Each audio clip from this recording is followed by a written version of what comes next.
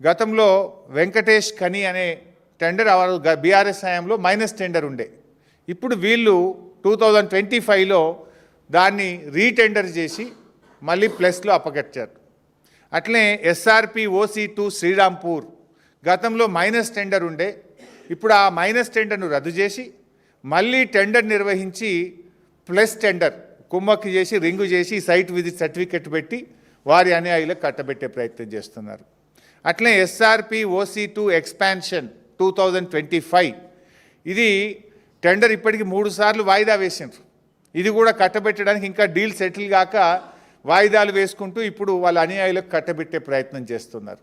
ఇది గతంలో జరిగిన టెండర్లను రద్దు చేసి తిరిగి తమ అనుయాయులకు రింగ్ చేసి కోట్లాది రూపాయల కమిషన్లు మాట్లాడుకొని టెండర్లు కట్టబెడుతున్నటువంటి పరిస్థితి. ఇంకో మూడవ కోణం ఉంది ఇందులో. గతంలో సింగరేణి ఏం చేసేదంటే డీజిల్ బల్క్గా IOC నుంచి ప్రభుత్వ రంగ సంస్థల నుంచి, ఇది కూడా ఒక కేంద్ర ప్రభుత్వ రంగ రాష్ట్ర ప్రభుత్వ రంగ సబ్సిడరీ సంస్థ, డైరెక్ట్గా డీజిల్ తీసుకొచ్చి కాంట్రాక్టర్లకు డీజిల్ వాళ్ళు సరఫరా చేసి పని మాత్రమే చేయించుకునేవాళ్ళు.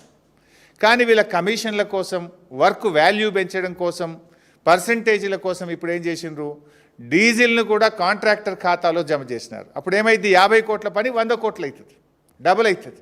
పర్సంటేజ్ 50 కోట్ల మీద 10% మాట్లాడుకుంటే 100 కోట్లు డీజిల్ కూడా కలిపితే 100 కోట్ల మీద 10% వస్తుంది కదా.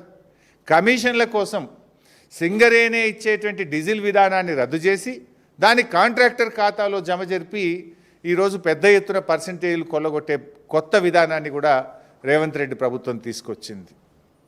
ఇన్ఫ్యాక్ట్ దీనివల్ల సింగరేణికి బాగా లాస్. ఎప్పుడైనా కాంట్రాక్టర్కి బిల్లు చెల్లించినప్పుడు 18% GST కట్టాల్సి ఉంటుంది. నువ్వు 50 కోట్లు పని చేస్తే 50 కోట్ల మీదనే నీకు GST కట్టాలి. ఇప్పుడు డీజిల్ కూడా కలిపితే ఏమవుతుంది, అది డబుల్ రేట్ అవుతుంది, 100 కోట్లు అవుతుంది 50 కోట్ల పని.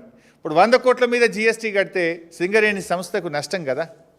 అంటే ఈ రకంగా సంస్థకు నష్టమైనా సరే మాకు కమిషన్లు పెరగాలి, మాకు కమిషన్లు వస్తే చాలు అని చెప్పి ఈ కొత్త డీజిల్ విధానాన్ని కూడా తీసుకొచ్చి ఇటు సంస్థకు నష్టం చేస్తున్నారు, మరోవైపు వీళ్ళు కమిషన్లు కొల్లగొడుతున్నటువంటి పరిస్థితి.